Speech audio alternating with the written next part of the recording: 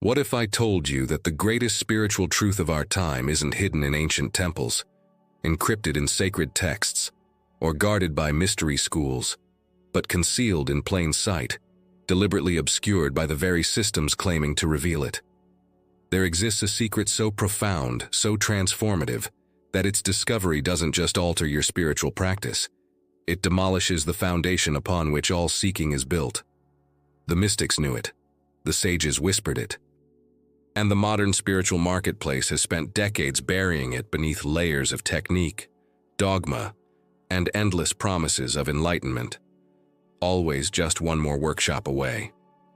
Tonight, we're going to expose what the spiritual industrial complex doesn't want you to understand, not because they're consciously malicious, but because this truth threatens the very structure that keeps seekers seeking, consumers consuming, and the journey perpetually incomplete.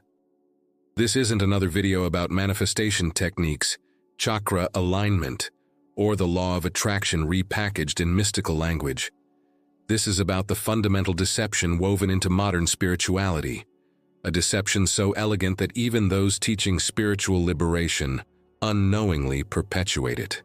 It's the reason why people can attend retreats for decades, read hundreds of books, and practice meditation daily, yet still feel that gnawing emptiness, that sense that something essential remains just out of reach. The ancient Hermetic principle states, "As above, so below, as within, so without." But what happens when this wisdom is inverted? When the external quest for spiritual attainment becomes the very prison from which you're trying to escape? In the next several minutes, we'll journey through forgotten wisdom, expose the beautiful lie at the heart of contemporary spirituality, and reveal the liberating truth that mystics across traditions have pointed toward, often at great personal cost. We'll explore why this knowledge has been systematically obscured, how the very structure of spiritual seeking creates the problem it claims to solve, and most importantly, what happens when you finally see through the illusion. Prepare yourself, because once you understand this secret, there's no going back to spiritual business as usual. The seeking ends, not because you've found something, but because you've discovered what was never lost. In the mountainous regions of ancient Tibet, there existed a teaching so dangerous, so utterly destabilizing to the established order, that it was reserved only for students who had spent decades proving their readiness. It wasn't dangerous because it contained dark powers or forbidden rituals. It was dangerous because it rendered the entire spiritual hierarchy obsolete.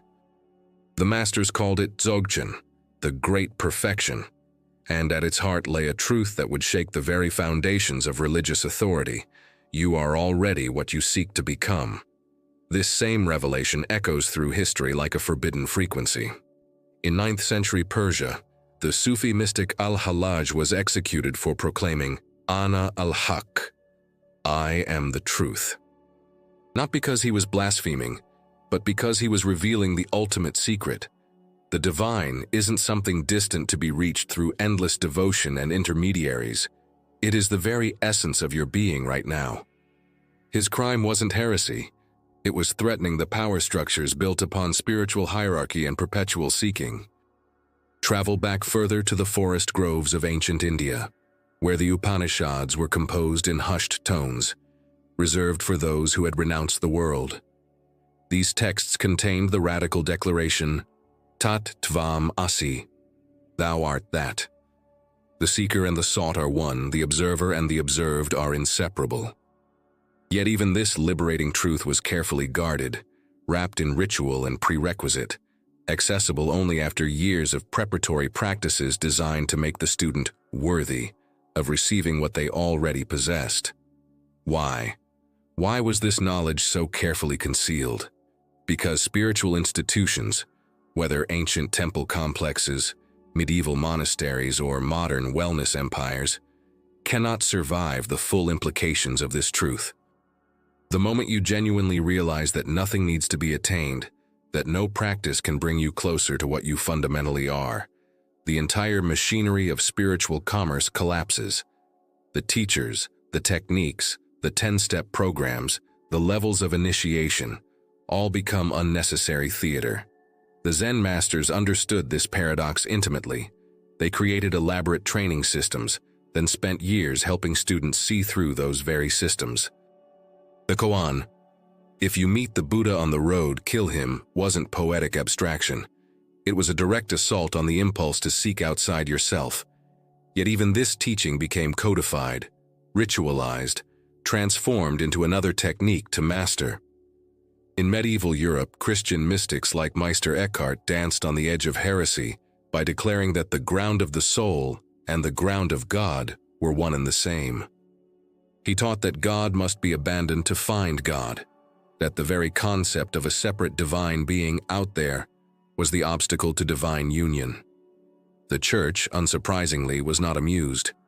His teachings were condemned because they threatened to make priests, sacraments, and the entire ecclesiastical hierarchy irrelevant.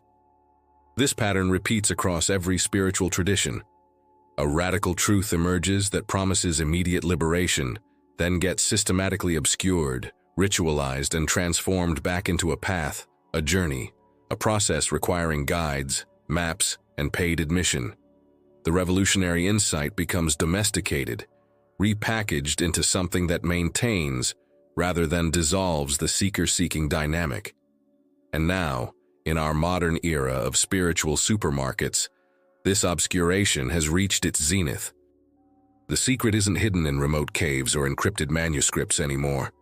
It's buried beneath an avalanche of spiritual content, each piece promising that enlightenment is just one more practice, one more retreat, one more breakthrough away. The seeking has become industrialized, optimized, and infinitely sustainable, precisely because the one truth that would end it all remains the best-kept secret.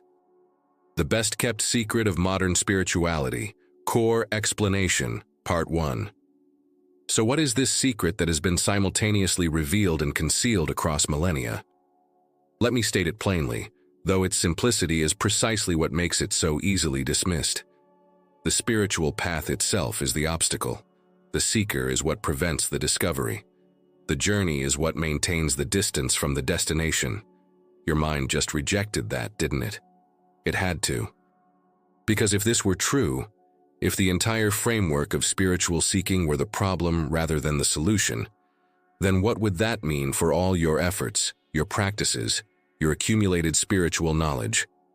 The ego, brilliant survival mechanism that it is, immediately begins constructing defenses. But surely some practice is necessary. This must be spiritual bypassing. I need to earn enlightenment through discipline and dedication. And there it is, the exquisite trap. Imagine a person searching frantically for their glasses while wearing them. Every technique they employ, every teacher they consult, every map they follow is predicated on the assumption that the glasses are somewhere else, somewhere distant, requiring a journey to obtain. The entire searching apparatus reinforces the fundamental delusion that they don't already have what they're seeking. Now imagine someone telling them, "Your glasses are on your face." The immediate response isn't relief, it's resistance. "That can't be right. I've been searching for so long. I've tried everything. There must be something more I need to do." The investment in seeking becomes an obstacle to seeing. The journey becomes more real than the truth. This is the architecture of modern spirituality. It promises to lead you home while ensuring you remain convinced you're far away. Not through conspiracy, but through a fundamental misunderstanding of the nature of consciousness itself. Consider the language we use. I need to raise my vibration. I'm working toward becoming enlightened. I'm on a journey to awakening. Every phrase contains the same assumption, that you are here and the truth is there, that you are incomplete and completeness must be achieved. That consciousness is a ladder to be climbed rather than the ground you're already standing on. The ancient Taoists recognized this paradox in their concept of Wu Wei, effortless action, or more precisely, non-forcing. The Tao that can be spoken is not the eternal Tao. The moment you create a path toward enlightenment, you've created the very distance you're trying to collapse. The moment you establish a practice to achieve presence, you've projected fulfillment into an imagined future. which is the antithesis of presence itself. But here's where it becomes truly subtle. The spiritual ego is infinitely clever. It will take even this teaching and transform it into another achievement. So I need to practice not practicing. I need to work on accepting that there's no work to be done. I need to become someone who realizes they're already complete. The seeking simply shapeshifts. You see, the problem isn't your practices themselves. Meditation, yoga, prayer, ritual. These can be beautiful expressions of what already is. The problem is the orientation toward them. When they're performed with the subtle undercurrent of, "This will get me somewhere I'm not," they reinforce the fundamental delusion. They become sophisticated forms of resistance to what's already present. Think of it like this. Every spiritual technique is like trying to polish a mirror to see your reflection more clearly. But you're not seeing the reflection because you're so busy polishing. The practice itself becomes the distraction from simple, direct seeing. And the spiritual marketplace thrives on this, selling you better polish, more advanced polishing techniques, weekend workshops on authentic polishing, certification programs in professional mirror maintenance. The Buddha himself recognized this trap, which is why he compared his teachings to a raft used to cross a river. Useful for crossing, but absurd to carry on your back once you've reached the other shore. Yet Buddhism itself became a religion of raft carrying, complete with different schools arguing about the proper way to carry rafts, how to decorate them, and which rafts are most authentic. This isn't a criticism of practice or tradition. It's an exposure of the mechanism by which liberation teachings become maintenance programs for seeking. The secret isn't that you need better practices, more authentic teachers, or deeper understanding. The secret is that the entire framework of needing, seeking, and becoming is what generates the sense of separation you're trying to heal. Awareness is already present. Consciousness is already aware. The divine ground, call it Buddha nature, Christ consciousness, Atman, or simple presence, is already the foundation of your experience right now. Not as something you possess, but as what you fundamentally are. But the spiritual seeking mind cannot tolerate this. It needs a project. It needs to become someone, achieve something, reach somewhere. And so it takes even this truth and transforms it into another destination. I need to realize my Buddha nature. I need to experience my true self. I need to have a breakthrough into presence. And the seeking continues, endlessly maintaining the very gap it claims to bridge. Now we arrive at the deepest layer of the paradox, the place where most spiritual teachings stop short, afraid to pull back the final veil. Because what lies beneath threatens not just your spiritual identity, but the very notion of you as a separate entity on a journey at all. The secret within the secret is this: there is no one to become enlightened. Let that land for a moment, not as a concept to understand, but as a possibility to feel into. The entire spiritual narrative is constructed around you, an individual consciousness that is currently unenlightened, seeking to become enlightened. But what if this fundamental character in the story is itself the fiction that maintains the drama? The ancient Advaita masters called it Maya, not just the illusion of the world, but more precisely, the illusion of the separate self navigating that world. This isn't nihilism or depersonalization. It's something far more radical, the recognition that what you've taken yourself to be, this bounded, isolated awareness looking out at an external world, is a conceptual construct, a convincing story, but not an actual entity. Think of a wave seeking to become ocean. The wave practices wave meditation, attends ocean realization workshops, reads ancient texts about the great waves who achieved ocean consciousness. But the seeking itself is predicated on a fundamental misperception. The wave was never actually separate from the ocean. There is no wave entity that needs to journey back to ocean nature. There is only ocean, temporarily expressing itself as wave pattern, convincing itself through thought that it's a separate thing. This is why all the seeking, all the practices, all the accumulation of spiritual knowledge can never bridge the gap, because there is no gap. There is no distance between what you are and what you're seeking to become. The distance is imagined, maintained by the very thought structure that claims to be navigating it. But here's where spiritual teachings often become dangerous in their incompleteness.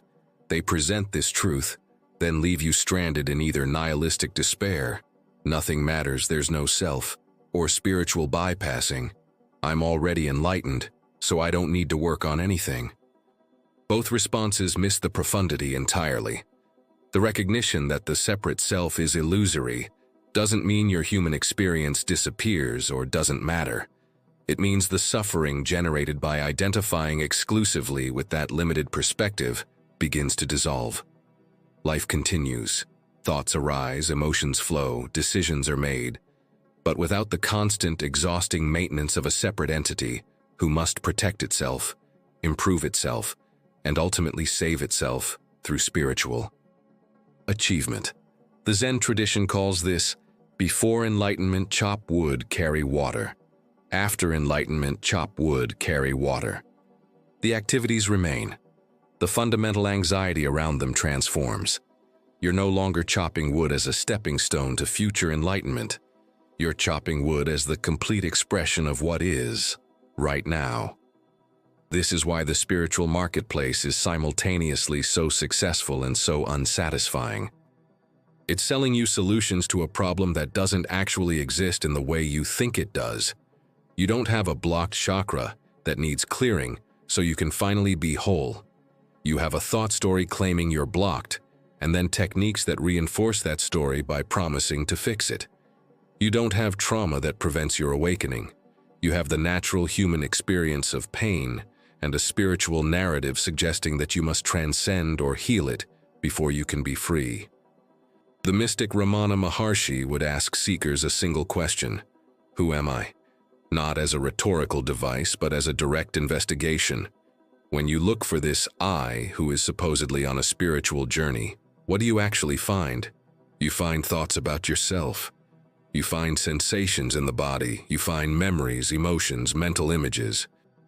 But can you locate an actual independent entity called me who possesses these experiences? What you discover, if you look honestly, is that you are not having experiences. You are the field in which experiences arise and dissolve. Consciousness isn't something you have, it's what you are. And consciousness doesn't need to become more conscious. Awareness doesn't need to become more aware. The I doesn't need to see itself to function perfectly as seeing. This is the understanding that spiritual authorities throughout history have both revealed and obscured. Revealed through direct pointing, look here, see this now. Obscured through creating paths, levels, attainments that suggest you must earn or achieve what's already fundamentally present.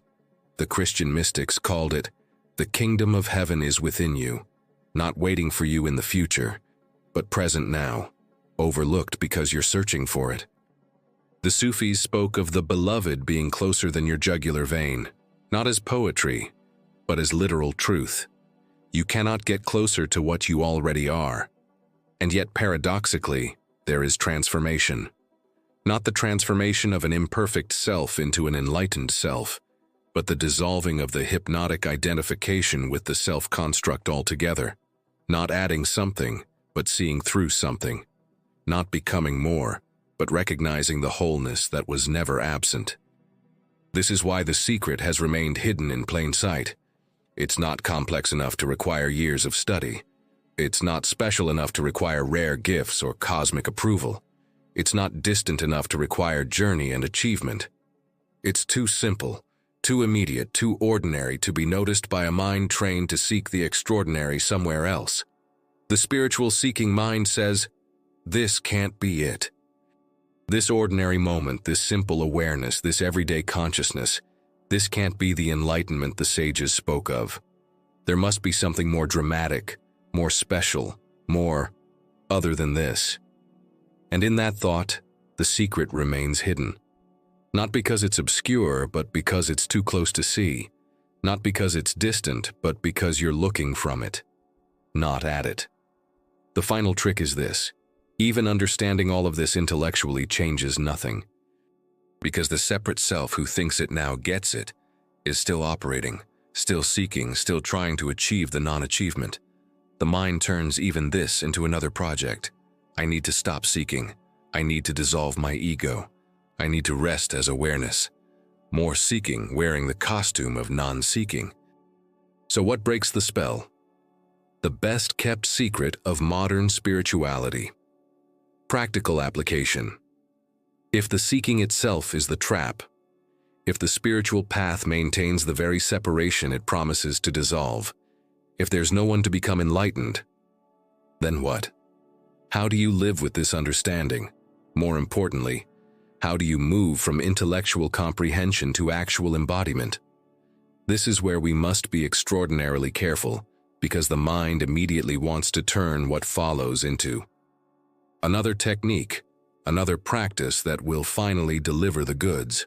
So understand this first. What I'm about to share isn't designed to get you somewhere. These aren't steps on a ladder. They're invitations to notice what's already present, what's already functioning, what's already complete. The practice of unhooking. Throughout your day, notice the seeking mechanism in action. Not to judge it, not to eliminate it, but simply to see it clearly. You're scrolling social media. Notice the subtle seeking. Maybe this next post will give me the insight I need. You're in meditation. Notice the seeking. If I can just quiet my mind enough, I'll finally break through. You're reading spiritual books. Notice the seeking. Perhaps this teacher has the key I've been missing. The practice is devastatingly simple. Catch yourself in the act of seeking, and instead of seeking better or seeking differently, simply pause. Don't try to stop seeking. That's just more seeking. Don't try to accept the seeking. That's spiritual seeking wearing different clothes. Just pause and notice. There's seeking happening, and in that noticing there's already something that isn't seeking, that isn't caught in the future, that isn't incomplete. That awareness which notices the seeking, that's what you are. Not the seeking, not the seeker. The awareness in which seeking appears and is known. The recognition of already functioning wholeness. Right now, as you absorb these words, consciousness is functioning perfectly. You don't need to try to be aware. Awareness is already present. You don't need to achieve the ability to experience. Experiencing is already happening. Breathing occurs, the heart beats, sight happens, sound is heard. All of this is occurring without a separate you controlling it, managing it, or making it happen. The entire universe is functioning flawlessly as your direct experience right now, without any effort from the imagined separate self. The practice here is disarmingly simple. Several times a day, pause and notice this already functioning aliveness. Not to achieve something from this noticing, but to recognize what's already operating beneath all your spiritual projects and self-improvement plans. Notice that life is living itself as you, not waiting for you to get your consciousness to the right vibration or your chakras properly aligned. This recognition doesn't require perfect conditions. You don't need to be in meditation, in nature, or in a heightened state. You can be washing dishes, sitting in traffic, or scrolling through messages. The ordinary moment is already complete, not theoretically, actually. The felt sense of being alive, aware, present, is already here. It's what's reading these words. It's what's thinking about these words. It's what's feeling skepticism or excitement or confusion about these words. The experiment of non-improvement. Here's a radical experiment. For 1 week, completely abandon the project of spiritual self-improvement. Don't try to be more present. Don't try to be more conscious. Don't try to be more loving, more grateful, more awakened. Don't try to maintain your practices out of fear you'll lose ground. Just let the whole machinery of becoming rest. This isn't spiritual bypassing. You're not pretending you don't have challenges or that everything is perfect. You're simply withdrawing energy from the subtle narrative that you need to be different than you are right now to be acceptable, whole, or complete. Notice what happens. Notice the panic that might arise. But if I stop working on myself, won't I deteriorate? Won't I lose my spiritual progress? That panic is valuable. It shows you how deeply invested you are in the identity of someone on a journey. someone with spiritual homework, someone not yet complete. And in the midst of that panic, notice, awareness is still present. Life is still functioning. You haven't actually fallen apart. The fundamental okayness of being isn't dependent on your spiritual self-maintenance program, the inquiry that ends seeking.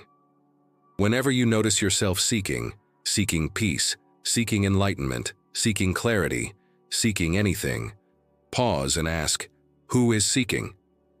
Not as a philosophical question, but as actual investigation. Look for the seeker. Where is this entity who supposedly lacks and therefore seeks? Can you find it as an actual object of experience, or do you only find the thought of being a seeker? When you look for the one who is incomplete, what you discover is that there's no one there, only consciousness assuming it's a limited entity, forgetting its own nature. The seeker is a ghost that vanishes when directly investigated. And in the absence of the seeker, what remains? Not nothing, but awareness itself, complete, whole, requiring nothing, lacking nothing, already fully present as the space in which all experience arises. The paradox of practice. Now here's the beautiful contradiction.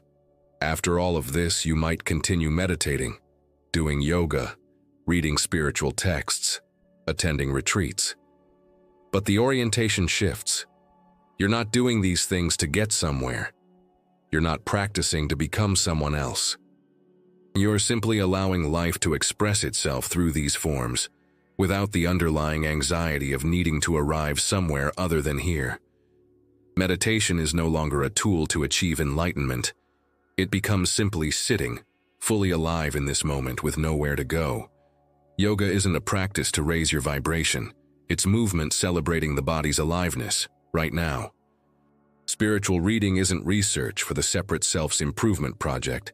It's consciousness enjoying its own reflections, playing in the realm of ideas. The practices remain, but the desperation dissolves.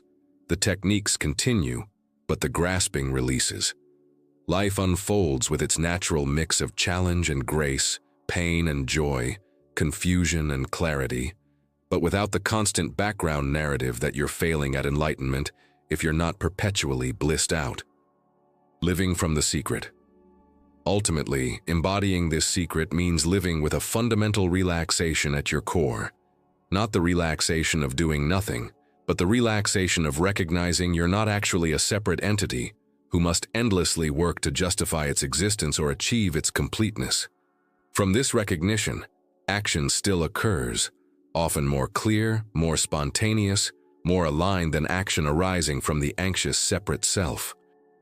Compassion naturally flows, not because you're trying to be a more spiritual person, but because the boundaries between self and other are seen to be less solid than imagined. Presence emerges naturally, not because you're practicing presence techniques, but because you're no longer constantly fleeing the present moment in search of a better future. The secret isn't that you do nothing. The secret is that there's no one who needs to do anything to become what you already are. And from that recognition, genuine transformation becomes possible. Not the transformation of self-improvement, but the transformation of seeing through the self altogether. So here we stand, at the end of our exploration, and yet nothing has actually changed. The secret has been revealed, and simultaneously, it was never hidden. You are exactly what you were before this video began, and that's the whole point. The greatest spiritual truth of our time isn't a truth you needed to learn. It's a recognition of what was already present before you began seeking. Before you read your first spiritual book, before you attended your first meditation retreat, before you even conceived of yourself as someone on a spiritual path. Awareness was already here, functioning perfectly, complete in itself. The spiritual marketplace will continue its endless proliferation of paths, practices, and promises. New teachers will emerge with new techniques. Ancient wisdom will be repackaged for contemporary consumption. And none of it is wrong. It's simply that the entire apparatus operates on a premise that was never true. That you are somewhere other than where you need to be. That you are something other than what you fundamentally are. The mystics who were executed, exiled, or silenced weren't punished for possessing special knowledge. They were silenced for making the simple, devastating declaration: the seeking can end right now, because what you are seeking is what's looking. There is no distance to collapse, no journey to complete, no attainment waiting at the end of endless effort. This doesn't mean your spiritual practices were wasted. Every step of seeking, every teacher encountered, every technique explored, all of it was consciousness exploring itself, playing in the realm of becoming, forgetting and remembering its own nature. The journey wasn't a mistake. It was simply unnecessary for the arrival that was always already the case. But here's what changes everything. When the seeking truly ends, not because you've achieved something, but because you've seen through the need to achieve, life doesn't become passive or meaningless. It becomes immediate, without the constant filtration through the lens of, how does this serve my spiritual development? Every moment reveals itself as complete, as enough, as the full expression of existence showing up as this. Pain still hurts, joy still delights, challenges still arise. But the fundamental anxiety beneath it all, the sense that you are a separate fragment desperately trying to return to wholeness, that dissolves. Not because you've transcended your humanity, but because you've recognized the wholeness that was never absent, even in the midst of the most human experiences. The best-kept secret of modern spirituality is that there is no secret. There's only the cosmic joke of consciousness pretending to forget itself, then creating elaborate systems to remember what it never actually stopped being. You are the awareness that illuminates all experience, the space in which all thoughts arise, the silent witness that requires no improvement because it exists prior to all concepts of better or worse, enlightened or unenlightened, complete or incomplete. And yet, and this is the final paradox, even after understanding all of this, you might continue seeking. Because seeking is also an expression of what you are, a movement within consciousness, neither right nor wrong. The difference is that now, perhaps, you'll seek with a lighter touch, with less desperation, with the subtle recognition that the seeking itself is the beloved in disguise, consciousness playing hide-and-seek with itself. So what happens now?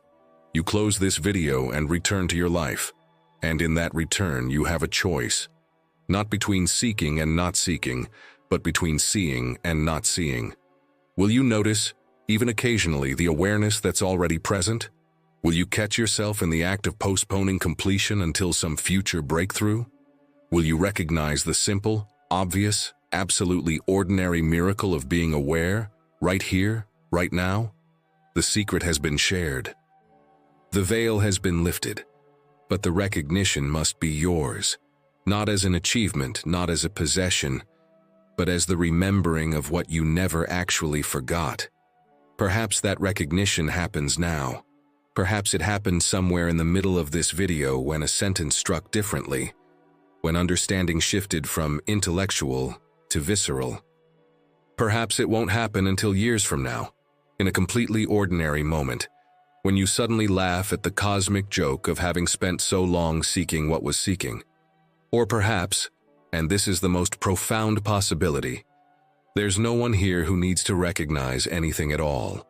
Perhaps recognition is simply what's already occurring, as these words are read, as breath moves, as life lives itself without requiring permission or understanding from the imagined separate self.